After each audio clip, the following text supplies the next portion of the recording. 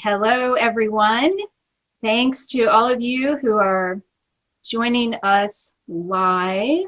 We'd love to hear where you're all from, so please feel free to say hello and tell us where you're from. And we are so excited this week, as we know many of you are, that Dr. Bruce Greyson is with us. And he is Professor Emeritus of Psychiatry and Neurobehavioral Sciences at the University of Virginia School of Medicine. But he's also served as medical faculty at University of Michigan, University of Connecticut, as well as University of Virginia. And he is the co-founder and was president of IANDS, the International Association for Near-Death Studies, and the Associated Medical Journal, the editor of the Journal of Near-Death Studies. And so we've been so anticipating this for a couple of years since we learned that Bruce was writing his memoir, and that is what is coming out this week. It came out on Tuesday. Right. Yeah, so we'll pop a link into the chat screen for you, but this book is called After. And those of you who were here 4 weeks ago and one day, remember that we had the author of Before, about the past life memories of children. So now Bruce is going to be with us today to talk about near-death experiences. So welcome, Bruce. Thank you, Karen. I'm so happy to be with you today. Well, Bruce, it's an absolute pleasure to have you on here. I know in my own journey over the last 12 years of resolving my NDE or coming to a deeper understanding, you were probably one of the most crucial figures in that whole process. And so I have just the utmost respect for your work, I think as many in the world do. And since there's really a lot to cover, what I'd like to do is kind of start with your origin. I think especially your father is a chemist and that scientific upbringing, if you could start with that. Okay. Well, I grew up, as you said, in a scientific household. My father was a chemist, and we thought the world was just a physical world. You know, his world was defined by the periodic table of the elements, and what you see is what you get. And when we die, that's the end of it. So I grew up with that materialistic mindset. We weren't opposed to religion or spirituality. It just never occurred to us to talk about those things. So I went through life that way until I got finished with medical school and started my psychiatric training. And then a few months into that, I was called to the emergency room to see a patient who had overdosed. And when I went down to see her, she was unconscious. And I tried to arouse her. I could not. But her roommate who had brought her in was waiting for me in another room about 100 yards down the hallway. So I went down to talk to her, and I got information from her about the patient, what stresses there were in her life, what she might have taken. And when I finished with her, I went back to see the patient again, and she was still out cold. So she was admitted to the intensive care unit overnight, and I arranged to see her the following morning after she woke up. Well, when I went back in the morning, she was very drowsy, just barely awake. I introduced myself, and before I could say anything, she said, "I know who you are. I remember you from last night." That kind of startled me. So, I said to her, "Holly, I'm surprised because I thought you were out cold when I saw you last night." And then she opened her eyes for the first time and said to me, "Not in my room. I saw you talking to my roommate down the hall." That just didn't make any sense to me. The only way that could have happened is if she had left her body and followed me down the hall. And as far as I could tell, I was my body. The idea of leaving your body just made no sense at all to me. So I didn't know how to handle this. And she sensed my confusion and then wanted to tell me about the conversation I had with her roommate, what we said, where we were sitting, what we were doing, without making any mistakes. So I was just blown away by this. But I had a job to do. I had to help her deal with her suicidal thoughts and not with my confusion. So I kind of pushed that out of my mind and tried to deal with her. As the days went on and I looked back on this event, I just couldn't accept it. And I told myself, I must have misheard things, misinterpreted things. Somebody's playing a trick on me. This just can't be. And it wasn't until several years later in 1975 that Raymond Moody published his book, Life After Life, which gave us a name for these phenomena, near-death experiences, and told us what they were like. And fortunately for me, Raymond was at the University of Virginia with me when he wrote that book, when the book came out. I was able to talk with him about that and realize for the first time that this event that my patient had told me about was not just one isolated event, but part of a huge phenomenon that millions of people all over the world were having. And I just couldn't explain it. And therefore, as a scientist, I had to explore it. You know, as a skeptic, I had to question what I knew about life and the brain. Is it all material? That doesn't explain what they're doing, so I need to understand it. And here we are 50 years later, still trying to understand it.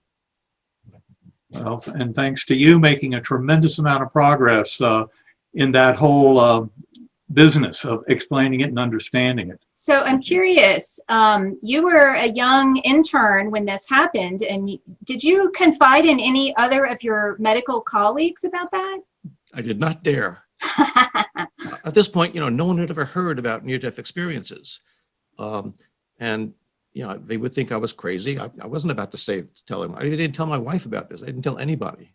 Well, I just wonder, honestly, how many other doctors are also not telling people. That's why I ask.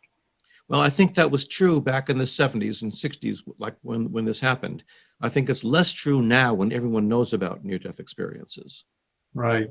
And also, just to make sure everybody's on the same page here, I know you've developed a beautiful scale of NDEs, but could you kind of summarize the main kind of explanation of describing what NDEs generally involve? Right. Well, near-death experiences are profound events that people have when they are close to death or pronounced dead, that include such things as leaving the physical body, having a sense of overwhelming peace and well-being, often leaving this physical realm and going to some other dimension, realm, whatever you want to call it, that seems to be suffused with light. And it's a warm, loving being of light.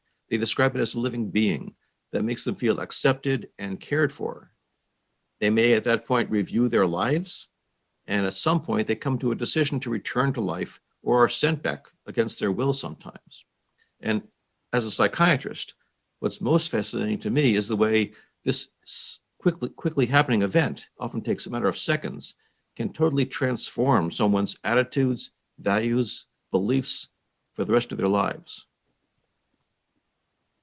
That summarizes it beautifully. And I think one of the points I'd like to focus on is that whole notion of reviewing their lives. Yes. Because that's kind of an extraordinary feature, especially because of how it calls into question boundaries of self. Could you comment more on all that?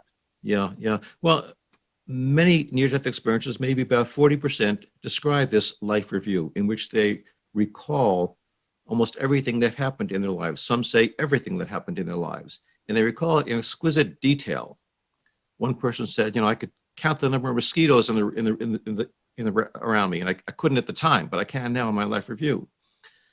But what's most remarkable about this is that many times they recall the events not only through their eyes, but through the eyes of other people they're relating with. And I can give you a dramatic example of this. Tom Sawyer, that was his real name, had a near-death experience in his 30s when a truck he was working on fell and crushed his chest. And he had a very elaborate near-death experience in which he remembered everything in his life. And in one particular event, when he was a teenager, a 17-year-old hot rodder driving down the street in his truck, and a drunk man happened to run out in front of his truck. And he almost hit the guy. He was furious because he didn't want to dent his truck. So he stopped the truck, rolled down the window, and started yelling at the man. And the man, being drunk, reached his hand in the window and slapped Tom across the face. That was too much for Tom. So he got out of the truck and started pounding the guy mercilessly and left him a crumpled heap in the median, and then got back in his truck and drove away. Well, when he had his near-death experience, he said, in my life review, I experienced that not only from my perspective, but from that man's. I knew everything about him, why he was getting drunk, what was going on in his life, and I watched through his eyes, my face, Tom's face, getting redder and redder, and I felt from his perspective each one of the 32 blows to his face and his chest. I felt my nose getting bloodier. I felt my teeth going through my lower lip. And I understood that we're all part of the same thing. He described it like a hand. If you look at the fingers, you think they're all separate things. But when you look at the whole hand, you see they're really connected. And he realized after this life review that what you do to somebody else, you're really doing to yourself. And that changed his entire perspective on how he relates to other people. And I've heard this again and again from near-death experiencers, that this empathic sense in the life review changes how you think about other people and their connection to you, and therefore how you relate to them. And you have a nice section in your book on exactly that, through the golden rule, which has been around since time began, right? That's right. Every religion that we know about has some form of the golden rule as one of its basic precepts. And I think the reason for that is that most of our religions were created by people who had near-death or similar mystical experiences, and they realize this is the way it is. And funny, near-death experiencers say, for me now, the golden rule is not a goal we're supposed to work towards. It's a law of the universe that I've realized, like the law of gravity. That's just the way it is. Yeah, it's not a moral thing. It's just an actual thing. Right. So right. you rattled off some things that happen typically in NDEs, and I know that there's a small percentage where people might call them distressing and not so pleasant. Can you tell us a little bit about those? Sure. When we first started doing this work back in the late 1970s and early 80s, we didn't hear any of these unpleasant NDEs, and we thought they were all pleasant. And gradually we started hearing about them. And most people who have studied this come up with a figure between 1% and 5% of all NDEs being unpleasant. But I don't have confidence in that because I know that these unpleasant ones are much harder to talk about than the blissful ones. So there may be a lot more out there that we just haven't heard about. Nancy Bush and I, back in the early 1980s, studied about 50 of these, and it took us a long while to find 50 of them. There's a small number that have typical hellish imagery, fire and brimstone and demons, a very small number. And most of those came from people who were raised in a culture that would teach them about that, Roman Catholics, fundamentalist Protestants. A much larger number were people who find themselves in a black void with nothing, no sights, no sounds, just their consciousness and nothing else to relate to for eternity, which is terrifying for most Westerners. Interestingly, I've talked to a few people who were raised Hindus in Asia, and they report going into this black void as a blissful experience. This was nirvana for them. So how you are raised and what you bring to it from your culture determines how you interpret what these experiences are. But the vast majority of the unpleasant experiences sound phenomenologically just like the blissful ones, but they're experienced unpleasantly. People report being thrust down the tunnel at a breakneck speed and confronted by this blinding light, and they're terrified of this. And no matter what people describe in the NDE, a common feature is they're not in control of it. What's happening to you, you're not controlling the thing. And for people who need to be in control of their lives, this is a terrifying experience. And they fight against it and they fight against it. And at some point, many of them get exhausted and just surrender. And as soon as they surrender, it becomes a blissful experience. So I think for a lot of these people, the unpleasantness is not the experience itself, but the resistance of trying to fight it. Oh, that's really fascinating. But also the result is, even if they don't end up having a blissful experience before they come back, don't they have just pretty much the same kind of transformative effects regardless? Interestingly, they do, including a loss of their fear of death. Even though the experience was terrifying for them, they no longer fear dying because they know it's not the end, and they think that there is some way they can change their fate so it won't be the same the next time. Now, I would say that they have the same types of after effects that other people who have a near-death experience do, but often not to the same extent. And I think the reason for that is many of them try not to think about the NDE. It's been such an unpleasant experience. They don't want to process it. They don't want to go over and over again. So they try to push it out of their minds. And as a result, they don't get the full effect that the blissful NDEers do. Well, the whole business of the transformative power, Yes. I think brings up another point. And that is, when I first came back from my experience, trying to explain it to my physicians at all, one of my concerns was that I might appear crazy. And I know that you have addressed that whole issue and actually very nicely kind of separated out kind of psychotic versus these kind of spiritually enlightening experiences. Could you comment a bit more about that differentiation? Sure, sure. What you experience in the near-death experience doesn't fit into our normal ideas of the way the world should work. You come back with strange ideas, strange perceptions that couldn't possibly be in this world. So therefore we think they must be crazy. And that's what we always thought back in the 70s and early 80s before we knew much about these. But there are things that make it very different from psychotic hallucinations. And one of the primary ones for me is the after effects. People who have psychotic symptoms, hallucinations, and delusions do not find them pleasant. They're very unpleasant. They want them to go away. They want them to stop. They lead them How you guys doing? They lead them to become more introverted and less involved with people around them. So I've developed a long list of ways you can differentiate the psychotic symptoms from the near-death experiences. And they're different in what brings them about. The NDEs come through a sudden crisis, whereas the psychotic symptoms often come for no particular reason at all. They tend to be recurrent, whereas the NDE happens once usually. And the content is different. The content is pretty much the same from one NDE to another. There are, of course, differences in how they interpret what happens, but many of them see the same type of light and so forth, same type of life review, whereas the psychotic symptoms are very idiosyncratic. No two people have the same symptoms, the same hallucinations, the same delusions. The most important difference is, again, how they affect people. And the near-death experience makes people more outgoing, more compassionate, more altruistic, whereas the psychotic symptoms make people more fearful, much less likely to get engaged with other people, and certainly not altruistic, not helpful towards other people. Right. Well, it brings up a very interesting feature also about memory Yes. and kind of the resilience and stability. Can you comment a bit about that? Yeah, we know that memory is malleable and it tends to fade and change over time. And since a lot of near-death experiences are told to us years or sometimes decades after the event, we got reason to question whether they're accurate, particularly because the most changeable memories are those that occur under crisis or deep emotional states or with drugs involved, all of which can happen in near-death experiences. So we did a study looking at the quality of the memories of NDEs. And it turns out that memories of real events are very different from memories of imagined events or dreams. And there have been scales developed to quantify the differences.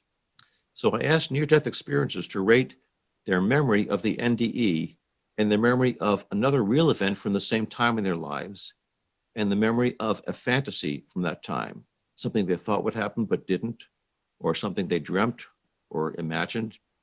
And what turned out to be that the near-death experience memories were very much like the memories of real events and not at all like the memories of false events. In fact, they turned out to be on the scale more real than the memories of real events, which is just what near-death experiences tell us, that the NDE was more real than this daily life.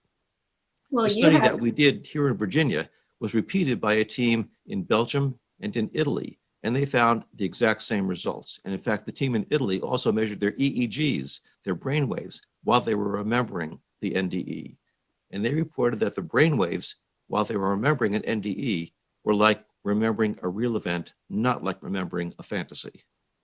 Wow, that's impressive.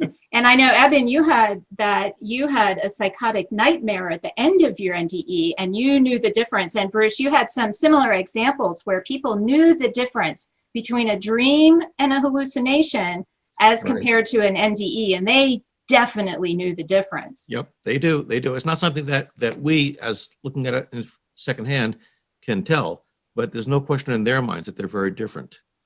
You know, one particular fellow I knew was a college student, and he was schizophrenic and had hallucinations of the devil telling him that he was evil, that he was the devil's spawn, and he needed to kill himself. So he climbed up to the roof of his dorm and jumped off the roof, expecting to die.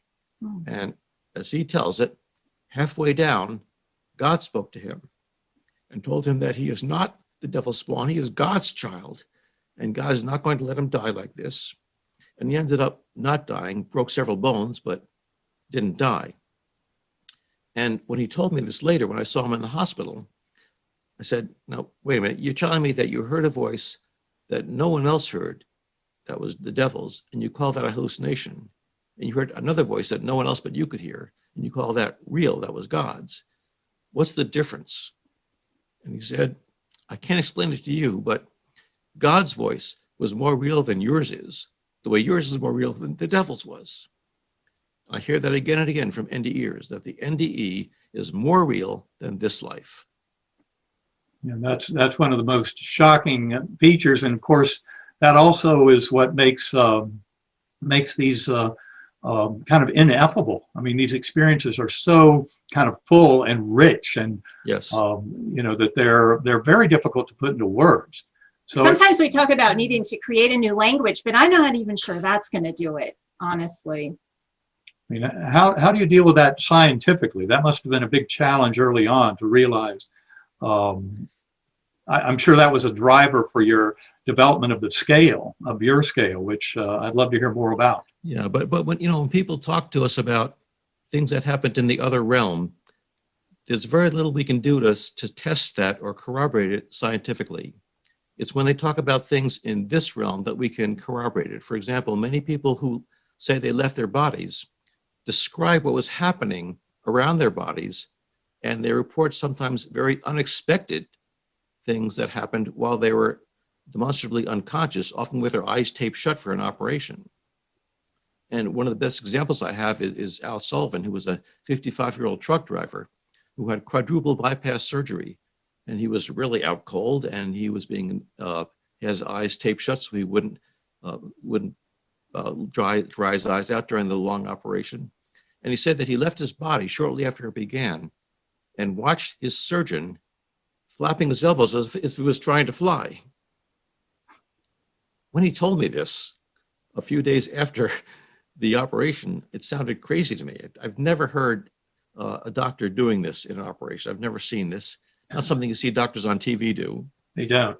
So I told him, it sounds to me like this is a hallucination because of the anesthesia. He said, no, talk to my doctor. So I did talk to his doctor. His doctor said, yeah, that's what happened. I developed this idiosyncratic habit of letting my assistant start the procedure, and I get gowned and gloved, and I walk into the operating room with all sterile. I don't want to touch anything that's not in the sterile field. So I put my palms where I know they won't touch anything on my chest, and I point things out to my assistants with my elbows rather than my fingers so I won't touch anything. That's just what Al told me. Now, how can that be a hallucination if he saw it accurately? I was curious how that surgeon reacted when you told him that someone saw his arm movements. Interestingly, Al told him about that first. When the surgeon came to check on him the day after in the operation, he asked the surgeon about it. And the surgeon got very angry and said, "Who told you about that?" And Al said, "Nobody told me. I saw you doing it." The surgeon got very confused and he said, "Well, I must have done something right because you're still here, aren't you?" And he walked out of the room. By the time I saw him, the surgeon, a lot of time had passed and he had time to process that. And he was no longer as defensive. And he acknowledged that, yeah, I can't explain how he saw me, but obviously he must have. Wow.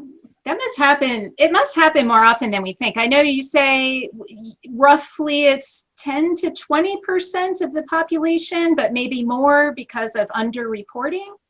Well, 10 to 20% of people whose hearts have demonstrably stopped, who have a cardiac arrest, will report this. So it is fairly common. And that comes out to about 5% of the general population. So it's a lot of people, which means that somebody in your class, somebody in your workplace, somebody in your family has probably had a near-death experience. Right. And they may or may not be willing to tell you about it. Could you comment a bit on the kind of incidents in different cultures, comparing that to the rest of the world? I mean, are NDEs present in all cultures, all continents? Yes, and this is partly why I developed the NDE scale, because when we started doing this research in the early 1980s, there was no communication between the different researchers studying this, and they were studying different aspects of it. Some were interested in the thought processes, speeding up and so forth. Others were interested in the emotional aspects. others in the out-of-body aspects. So they weren't all asking about the same thing. So we weren't sure they were studying the same phenomenon. So I developed a scale with the help of a lot of researchers and near-death experiencers to standardize what people ask in a near-death experience. And using the scale, we found that in every culture where we've used it, and it's been translated into 20 different languages, the incidence is about the same. And in fact, when you look back through history, there are cases of NDEs written down in the literature of ancient Greece and Rome and Egypt, which sound just like what we're hearing today.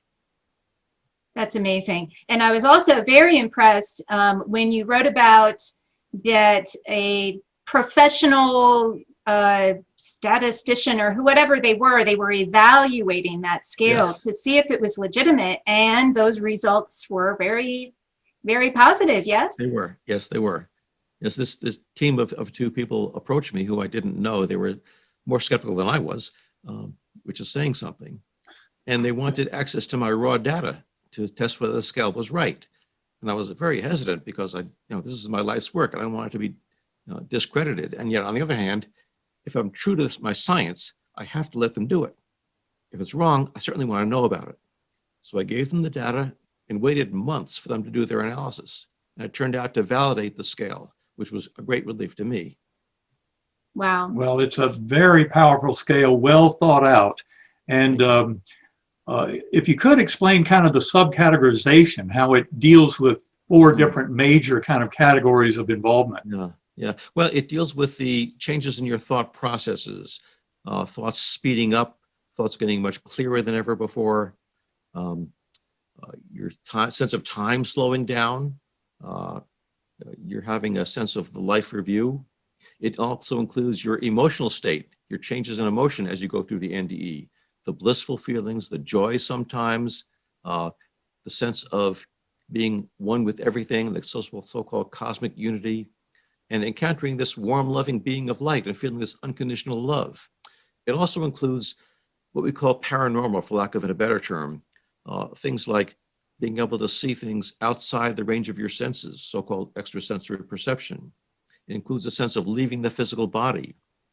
It includes, on rare occasions, seeing visions of the future that end up coming true. And it also includes so-called otherworldly things, being in some other realm or dimension, encountering spirits which you interpret as deceased loved ones or deities, and finally come to this border or point of no return beyond which you can't keep going and still come back to life. I must say one of those categories that absolutely fascinates me, based on my own experience and discussions with many others, is that alteration in the flow of time. Yes. And yes. I certainly love how you even introduced early in the book how that report of Heim, the fellow who fell off the mountain back Yes. in the late 1900s, might have influenced Einstein. Yes. This is a geology professor at the Zurich Polytechnical Institute, Albert von St. Gallen Heim, who, when he was a younger man in his 20s, fell while he was climbing in the Alps. And he fell, I believe it was 60 feet, repeatedly crashing into the rocks, getting bloodier and bloodier.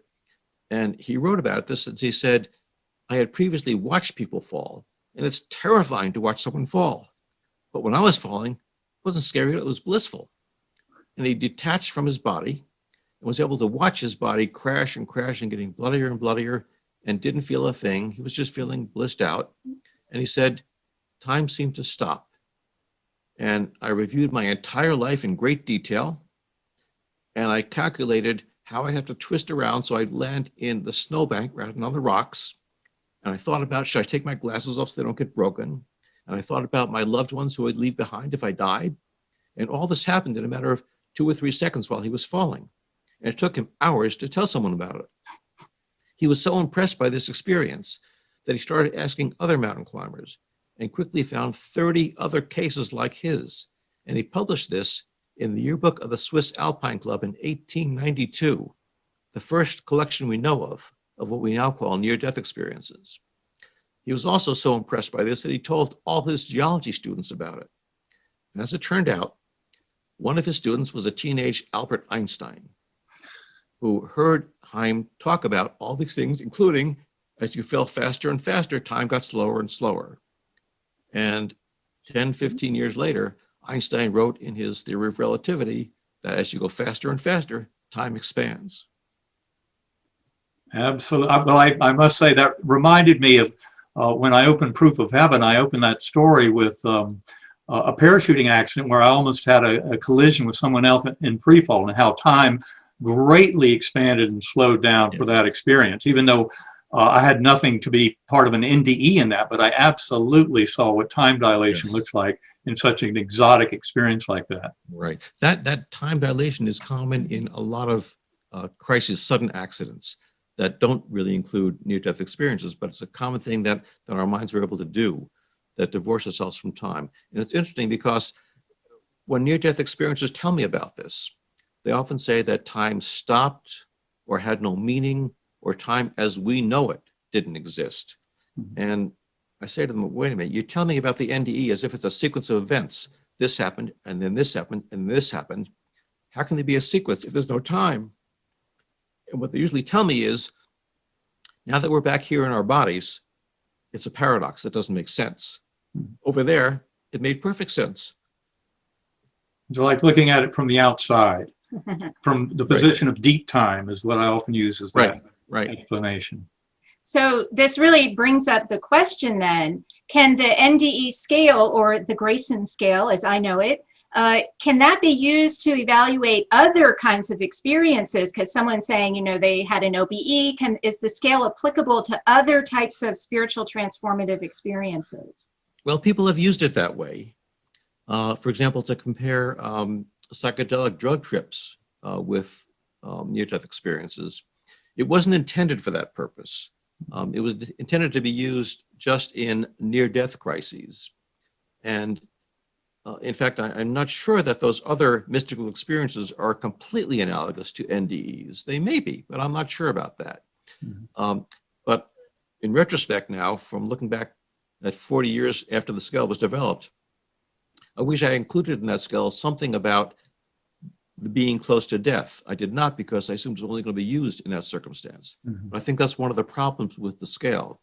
There were others, by the way. We've learned a lot in the last 40 years. For example, I didn't have anything in that original scale about unpleasant experiences. I didn't include anything in that scale about being ineffable, that there were no words to describe the experience. And that's an important part of most people's experience.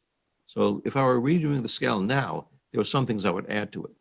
And I'll just point out, I know just from being involved with this that you can't just add another question to your scale because it's been validated over all these years, and it just would throw it off.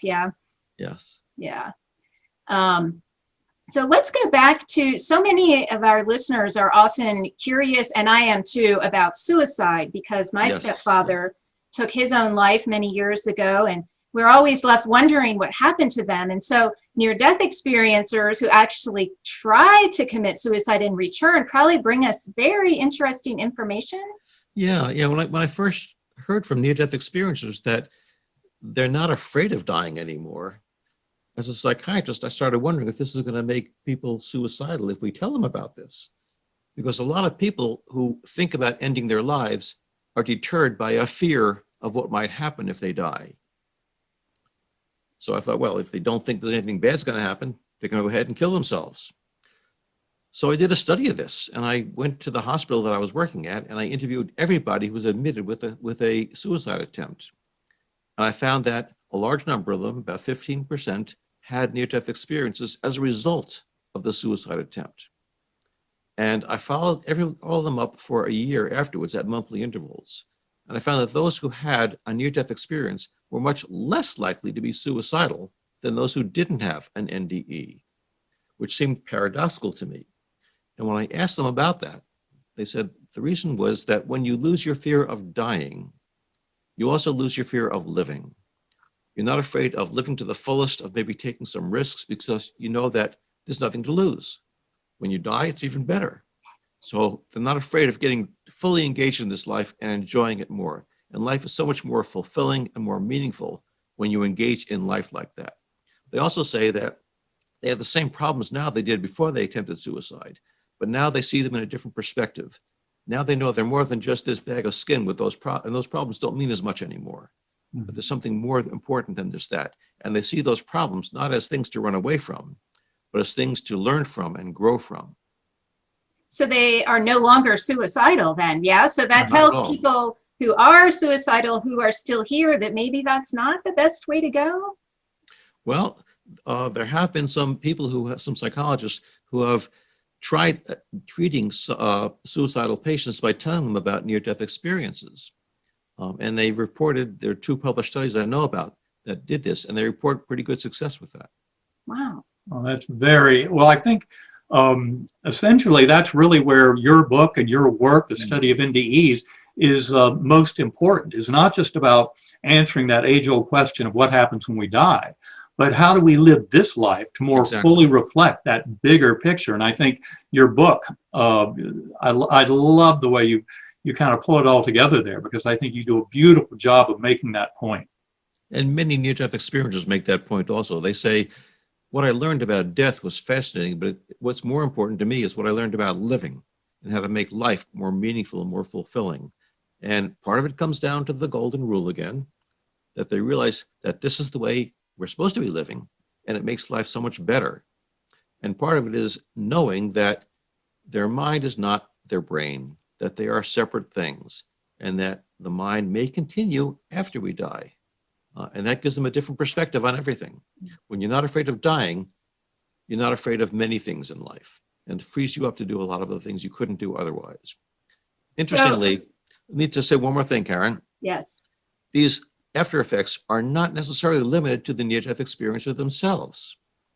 There's been some research now looking at students who are taught about near-death experiences. 4 studies in college students, 1 in nursing students, and 1 actually with high school students who were taught about near-death experiences. And in follow-up up to a year after this course is over, these students were more compassionate, more altruistic, more caring about other people than they were before. So I'm hoping that by reading my book as well, people may get some of this and find a way to make their lives much more meaningful and fulfilling. Well, just a moment ago, I was so curious when you said that the suicide person you were speaking of said that they were happy that the mind may continue beyond death. So I see you're not fully on board yet with saying will continue beyond death. Well, that's my may. The near-death experiencers don't say that. They say, you do. I know it. I was there. But I'm a scientist. I haven't had an NDE. So I deal with the data. Questions about whether we survive or not are not scientific questions. They're philosophical questions. If you ask me what the data show, I would say the data strongly push me in the direction of believing that we survive death. But as a scientist and as a skeptical one, I know that my perceptions may be faulty. I may be misinterpreting the evidence, and we may find out something else in 10 years, 50 years, 100 years that would contradict this. But as of now, the evidence is strongly pointing towards the mind and brain being separate things, and the mind perhaps surviving death. Well, I am very happy to hear you put it that way, because there's so many scientists out there who won't even look at the evidence. And you're someone, thanks to your father, who was so scientific, but knew you had to keep this open mind. You couldn't just say, no, that can't be true. And right? Yeah. So yeah, it's pretty amazing. Yeah, I tried that at first. It didn't work. But I'll tell you, things are changing. There have been 3 studies published in the last decade of scientists' attitudes, one in Belgium, one in the US, and one in Brazil. And they found that half of all these scientists believe that the mind and the brain are separate things. So that's certainly a change from when we started doing this research 50 years ago. Well, that brings up another kind of major point. There you are working at University of Virginia with a whole collection of scientists who study not just NDEs, but other things involving brain and mind and kind of non-local consciousness. So it's an extraordinary assemblage of scientists who are really deeply questioning the mind-brain connection and the nature of it. Can you comment a bit on how that group work involving like the past life memories in children, all the parapsychological phenomena, effects et cetera, of meditation, effects of meditation, how all of that kind of combines into this bigger picture of understanding? Sure. This group was started in the late 1960s at the University of Virginia. Chester Carlson, who invented the Xerox machine, actually gave us the funding to start this group. And Ian Stevenson, who was then chairman of psychiatry, stepped down from that post to lead this group. He was so fascinated by the work that Carlson wanted us to do. And Stevenson devoted the rest of his life to studying young children who remember their past lives. And he focused on young children because adults have learned so much through movies, through television, through reading about other cultures, that it's easy for them to think they have led a past life, but they're really regurgitating what they've read somewhere. Whereas children age 2, 3, 4 don't have that complication. If they report things that they did in a past life, we don't know where it's coming from except a past life. And he found that he collected some 2,500 of these cases of young children, preschool children. And in many of the cases, up to half of them, he was able to track down the family of the person who the child claims to have been a part of, and to corroborate the things the child was saying. And this is something that we just have no explanation for. Dr. Stevenson thought the best explanation was reincarnation, but there are others. If you believe in possession, that's a possibility, that the discarnate spirit of a deceased person has possessed this young child. Some people have talked about the memories of this past life being in some cosmic cloud, so to speak, the child can download information from. That doesn't explain why the child personalizes it and says, this was my life. And they often show appropriate emotional reactions to the family when they eventually go visit them. So we have that huge database now of the reincarnation cases. We also have a laboratory, neuroimaging lab, where we study people who have so-called paranormal experiences, extrasensory perception, psychokinesis, psychic healing, that they can do while we're imaging their brains and see what's going on with them. We have someone else in our lab who studies meditation and the unusual experiences people may have during meditation. So combining all this work together, we have a lot of questions about how the mind actually works and what role the brain has in translating the mind for the body. Are we getting closer to the answers? We're getting closer every year. I don't think we'll find the answer in my lifetime, but we're getting closer and closer. I think we're definitely getting closer, and a tremendous amount of that progress is due to you and your work and the whole group there at DOPS. I was wondering if you could comment a bit on how the scientific models of that mind-brain connection, how have they been shifting and moving on from that kind of production model to something different, like filter or what would you say is our current state of understanding? Well, we used to assume that the mind is what the brain does, that all our thoughts and so forth were created by the brain. But as you know from near-death experiences, when the brain seems to be shutting down or not functioning at all, the mind seems to be functioning better than ever, as if you need to get the brain out of the way so the brain can function itself. And this is not a new idea. Hippocrates wrote about this 2,000 years ago. He said the brain is the interpreter or the messenger of the mind. And that's been a minority theme in neuroscience for the last 2,000 years. And people have described it in different ways based on the current technology, as a reducing valve, a filter. Some people now talk about the mind being the software and the brain being the hardware. But I like this filter theory. It makes sense to me that there's a mind somewhere out there. I don't know what it is or where it is. And somehow that mind perceives all the things that are going on in the universe that we have access to. But all that information would be overwhelming for us in the physical world trying to survive here, trying to find food and shelter and a mate when you're dealing with all these other things. So the brain, as a physical organ, evolved to filter out the irrelevant things and just let in that information that's essential for our physical survival. That's not surprising because certainly our eyes do that. Our ears do that. They just filter out the stimuli that aren't important to our survival. Other animals hear sounds we don't and see colors we don't because they're not important to us. So when you're out of your brain, out of your body, you have access to this other realm and the consciousness that goes there. And when you're back in the body again, your brain filters that out.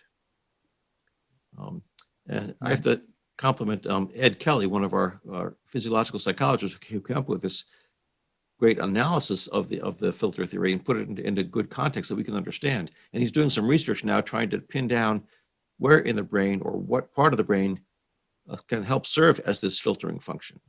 But it makes sense evolutionarily wise to think of the brain evolved as a filter of consciousness, not as a creator of consciousness. And that makes sense to me. Well, that certainly fits the evidence. It does to me. Now, Ed Kelly recently edited a book called Beyond Physicalism, in which he had several people contribute chapters on different models of mind, brain. And some of these are physiological, some are psychological, some are philosophical. And they're not necessarily contradictory, but they're coming from different perspectives of how to explain how the mind and brain interact. One other thing, people, I know there were a lot of assumptions out there about how NDEs are kind of driven by one's religious beliefs. And yet my own experience and much of what I've seen is very different, that in fact, Yes. NDEs can inform us and change our beliefs very strongly. Can you comment a bit on that? Sure. Most people who have near-death experiences come back saying that it was a spiritual event, and they feel that their life has been more spiritual now, but not more religious, in the sense that they no longer really put the investment into the dogma of whatever religion they were raised in. They still appreciate the ritual and they enjoy that, but they enjoy the ritual of every religion at that point. And they feel at home in any house of worship, as they do out in nature. So how you are trained to believe in terms of religious context before the NDE does not determine what you're going to experience, but it can determine how you interpret that experience. For example, many people report this warm, loving being of light. And if you're raised in a Judeo-Christian society, you may call this God. You may call it Christ. But if you're raised as a Hindu or Buddhist, you don't use those terms. But they all report the same phenomenon with different labels to it. And in fact, many Christians will say, I'm going to use that word God so you understand what I'm talking about. But it wasn't the God I was taught about. It's much bigger than the God I was taught about in church. But I have no other name for it, so we'll call it God. You can call it Buddha, you can call it Krishna, you can call it all there is. It's this warm, loving being of light that we're all a part of, and which is welcoming us to the other realm when we die.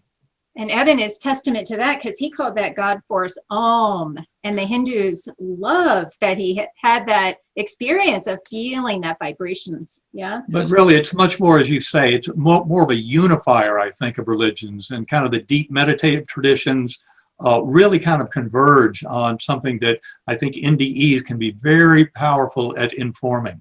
Yes, I believe, Eben, in your first book, Proof of Heaven, you say that the word God is just too puny. It was. It didn't work at all, but so the sound of it worked well. And the feeling of it. That's why we try and share that Yes. in meditation, Yes. centering prayer, Yeah. so people can get there. So one other thing I noticed in your book is that so many people, you know, all those so-called skeptics out there who aren't really skeptics, but they're just just closed-minded. Yeah. But so many of them will say, oh, it's all physiological, oxygen deprivation, right, and so on. You did a whole number in your book debunking all of those theories very nicely. Well, I sympathize with their feelings because I started out that way, but I wasn't locked into that materialistic mindset. I started out that way, but was skeptical about it. So I tested all these hypotheses. The first one was that it's caused by oxygen deprivation in the brain. And several studies now here in the US and in the UK have shown that people who have a near-death experience actually have more oxygen in the brain than people who don't have NDEs. The same thing with drugs given to people. The more drugs you're given in a near-death state, the less likely you are to have NDEs. And we've tested study after hypothesis after hypothesis, and the data just do not support them. So we don't know yet any physiological mechanism that can cause an NDE. That's not to say we'll never find one, but we haven't found one yet. Yeah, and to hear other scientists, I'll say, talk about it, we know all the answers. It's, some scientists go all the way to the other side, insisting that there cannot be a spiritual realm of any sort, and they're just as bad as the other extreme, right? Well, that's true. They claim that they can explain everything about the NDE by ignoring those parts that they can't explain. Well, Bruce, the time has flown by. We have a little more time. Oh, okay. I really want to know your thoughts on what's next. How might these more hardened scientists start to soften up a little bit? I'm very pleased to hear that you're saying roughly half, according to these studies, are starting to be more open-minded. But when are we going to like really cross that tipping point where people know, nope, can't explain an NDE physiologically because that's what mainstream people believe, because that's what mainstream scientists tell them. When are we going to see this shift? Maybe your book will help us. Well, I hope so. But my book is really aimed at the average person, not at the scientist, although I do include references in the back to all the scientific research.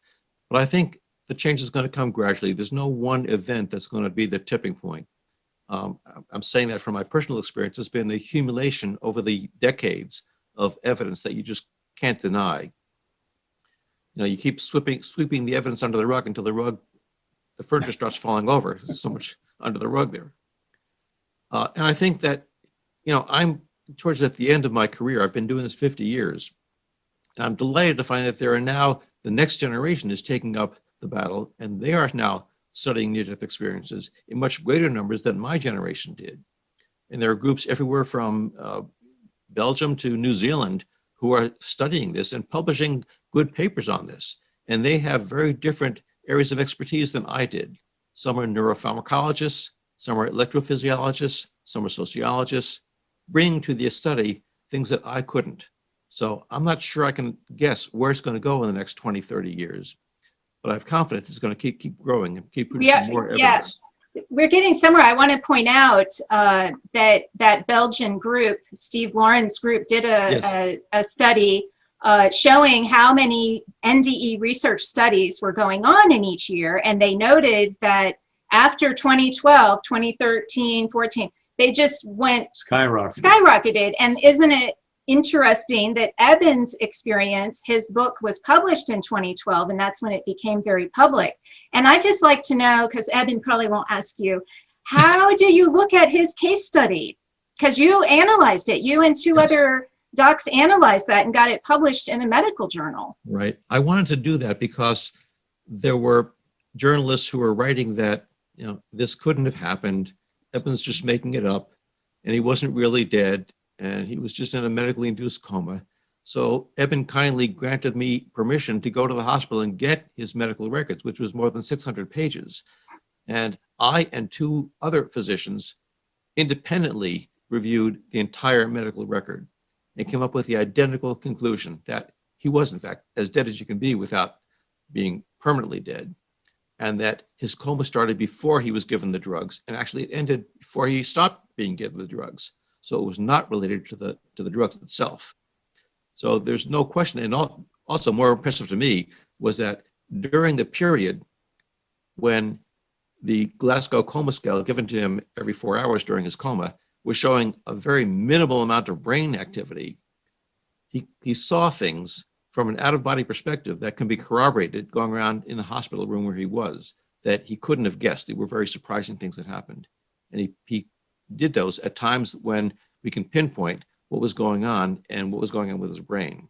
So there's no question in my mind that he was in some altered state that he could see from an out-of-body perspective while his brain was just not functioning. And that's when you could see the people praying in your room, right? Well, the faces of the people who were actually there. Right. And this was an ICU room where visitors are not allowed usually. Right. One or two, that was about it. And you're right, not many. It does bring up another issue, though, and you know, this kind of is an extension beyond placebo effect, which is medical science's knowledge that kind of mind, thoughts, beliefs can influence our health. But I believe, like my case report, and I know Anita Morjani's, I believe maybe you're going through that one too. Mary C. Neal, the orthopedic surgeon, who had a 30-minute warm water drowning, etc. And then having full recovery in many ways shows a powerful effect of kind of our spiritual life on healing of our physical, mental, emotional self in this world. Can you comment a bit on that? Yeah, it's a medical mystery that you had like a 1% chance of surviving the coma and less than that of actually coming back in a functional way. And Anita Morjani was not given any chance at all of surviving. And she's, both of you are perfectly normal now. Mary Neal was under the water for half an hour in very cold water. And we don't have medical records of that, but there's no way she should have survived that. And yet all three of you are functioning at a very high level now. And we have no idea how that can be from a medical perspective. So again, it's evidence that there's something else contributing to our health other than just the pure physical. I think the more people know about that kind of possibility, the more it enhances our belief in what any of us can accomplish in terms of healing. Exactly. I want to personally thank you for what you have brought to my life. My understanding has been a tremendous gift. One of the greatest gifts of my life is having your wisdom, your insight, your collaboration, your friendship. And I know that there are millions around this world who will benefit from your book. I believe it's, even though you did not write it for scientists, it's very well written, it's deeply scientific, and I believe it's going to be transformative. And I want to congratulate you for this incredible effort. It's so well written. It's going to be very convincing to many people to open their minds to these beautiful possibilities. And I just want to add, Bruce, that I really feel your demeanor, your sort of gentle, compassionate presence is probably just a part of your personality that really made people feel comfortable in the beginning to tell you these stories. And yet you still have some instances in your book where even then they had to grow into feeling comfortable with you. But thank you so much for bringing that to our medical world, because I think more and more people need to be open to listening to these stories. And I saw in the chat screen somebody asking, what's the title of the book? There it is.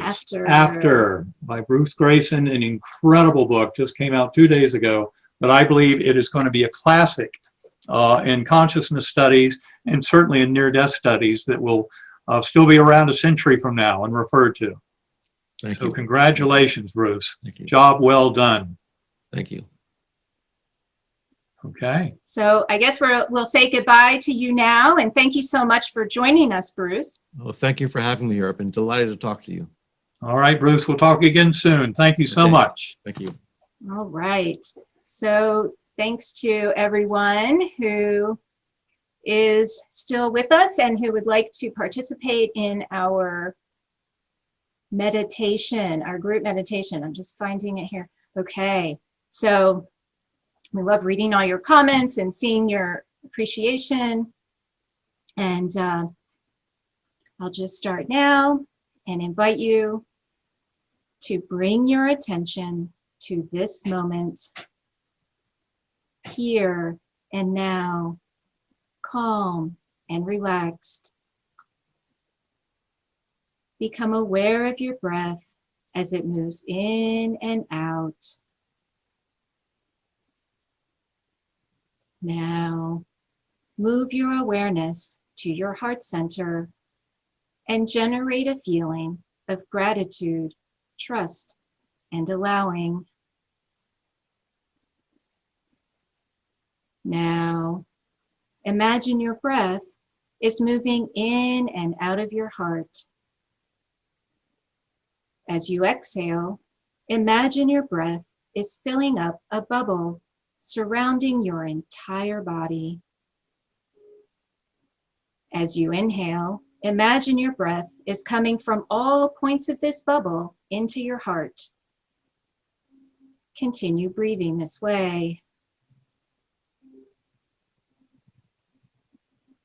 Now, from your heart center, move your awareness to below your body, down, down, all the way into the center of the earth. Feel your strong and stable connection to the earth. As you continue to breathe, imagine your exhale is filling up the entire earth. Imagine your inhale is coming back to you from all points of the earth. Continue breathing this way. Now, move your awareness from the center of the earth back into your body and into the heart. Using your breath, Feel your heart expand to encompass all souls in your surrounding area, all souls in your entire town, all souls in your entire country, all souls, especially those in challenging situations around the globe. No soul left behind. Feel your heart expand to encompass the united souls of Earth and beyond. Now, return from your experience and remember who you truly are, a spiritual being living a spiritual purpose. Remember that you are deeply loved and cherished forever. You have nothing to fear. You are taken care of. Okay, so that's our way of feeling that connection between all of us. When we're physically apart, we can still feel through the love we share, through the energy and consciousness we share, we can reach out. So remember, 11 a.m., wherever you are in your time zone, feel that energy in your heart and expand using your breath all around your body and all around the world. And if we are doing this in every time zone at 11 a.m., this is just a wave of love moving around the world. And if you're not having a good day, use that opportunity at 11 a.m. to open up and receive the love that is being broadcast to all of you. And in this way, we can move forward in feeling that connection we all share. The united souls of Earth is every sentient being on the planet, and beyond is other sentient beings that may be out there. So we are all in this together. Look for on the replay link a recording of this with sacred acoustics tones behind it. If you wish to try that out, it's there for you. And we'll post the chat screen as well so people can see the conversation. We'll be back in 2 weeks with another guest. And again, it was so wonderful to have Bruce here. And thank you all for joining us. We look forward to 2 weeks from now. And once again, I'm still on this incredible high from having Bruce here. He has done an incredible job for this world to help wake us all up. And hopefully we'll start seeing more of him out there in the mainstream media to really bring this message out to a wider audience. And thanks to all of you who really help us keep this core interest going. Thank you all, and we'll see you again in a few weeks.